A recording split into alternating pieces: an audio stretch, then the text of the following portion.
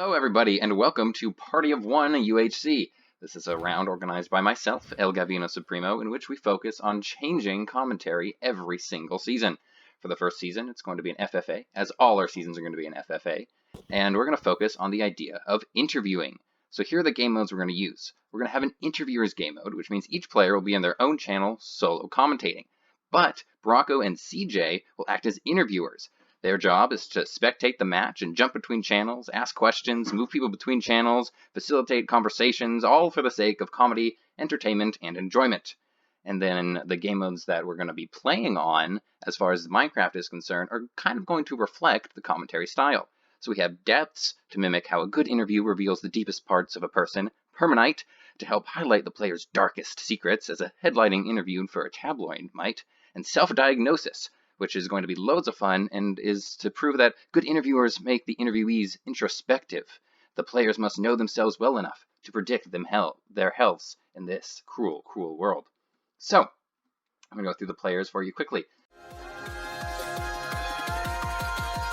I just want to say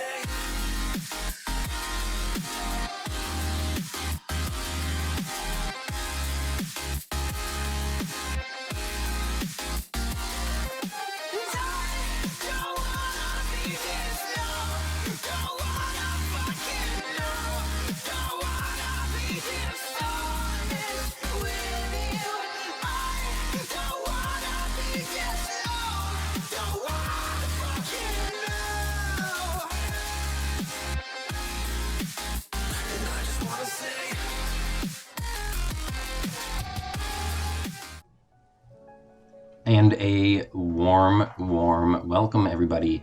My name is El Gavino Supremo, and you are watching Party of One UHC. This is round 1, season 1, whatever you want to call it. And it is FFA, Permanight, depths, and it was supposed to be self-diagnosis. This is actually post-commentary, and I don't normally like doing this, but for the first, I don't want to, okay, I guess I'll have to spoil. For the first 2 episodes, there were a lot of technical difficulties, so those 2 are going to be dubbed over by none other than yours truly, Mr. Gavino, El Gavino as the kids say, out here making sure everything goes smoothly and you don't hear my frustration, because I'm normally a pretty happy, relaxed person when it comes to playing UHC. As you can see, I'm so relaxed that I'm mining a tree with a pickaxe. And then I realized that, hey, maybe that's not the most efficient way to do that.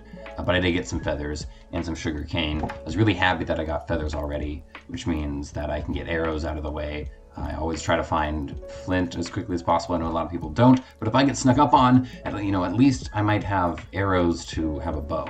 But that was just my strategy there. And then I put that plank in the water, simply to say, fuck you, water. I can put a plank in you. And there's just nothing you can do about it at the end of the day. So asserting your dominance is a very key component of any UHC. But I'm going to talk a little bit about the round, just because I feel like that's apropos, because it is a round that I organize by myself. It's very lonely, but that's kind of the point of the whole dig. So Party of One, as the name may suggest, is an exclusively free-for-all recorded round, which means there's only one winner each season, and you are scattered alone each season.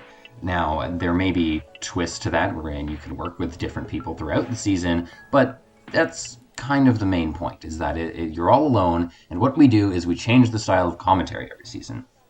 How does that work exactly? Well, I can't give away too much, but we can take a good look at this season's game modes. The first game mode, which TJ or Project McCabe, or McCabe, or Macabbers, or Toucan Thomas, or whatever you want to call him, he actually suggested this idea with like an interactive spectator, wherein spectators can draw the people that are in the round into a separate spectator channel, or they can hop into other people's channels and talk to them. They can move people around. And I thought, oh, that's very interesting. Would be a practical application for that. And I thought something like an interview. So the first game mode that I come up with is the commentary game mode every season. So this commentary game mode is called Interviewers. So we have CJ and Brock, and they're acting as interviewers. They can take people from their channels talk to them, move them to different channels, have them converse with other people in the game that might be relevant, like maybe people that are close by or people that are engaging in a fight. Just get them to talk to each other, and then hopefully that creates some other form of entertainment for people. And I think that part of the game mode worked out really well. So we have the initial commentary game mode. I'm just getting some leather from horses here. The initial commentary game mode. And then we also have subsequent game modes that try to match the idea of the commentary game mode. So I start with the commentary game mode, and then I'm like, okay, what do interviews do? So what I came up with initially was depths, because interviews are supposed to really get to the nitty gritty, right? They're supposed to dig deep, in interviews. Sometimes they'll say like, this interview is a deep cut with Tom Brady. And so I'm just standing here probably working out technical difficulties.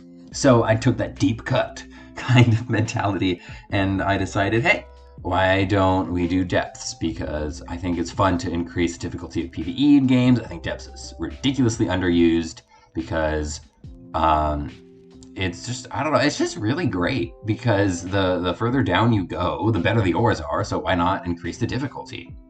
At least that's my thought on the whole situation. I just at 3 or 4 apples I was able to get. Not a lot, but I try to get about 4 before I go down, so definitely enough that I'm comfortable. But no, I guess I wasn't comfortable because I'm chopping down more trees. I guess I said, screw this. This is a PvE game. We don't get apples. And it might be a good thing that I did. Who knows?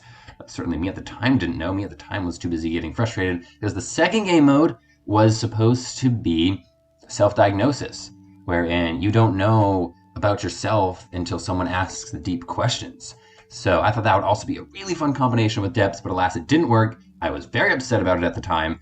I'm still not happy that it didn't work. I think it would have been a really cool combo of game modes, but alas, it didn't work, and the season turned out, well, irrespective of that. So there's no way I was going to scrap the season just because of what happens. So it's a very good season, very entertaining.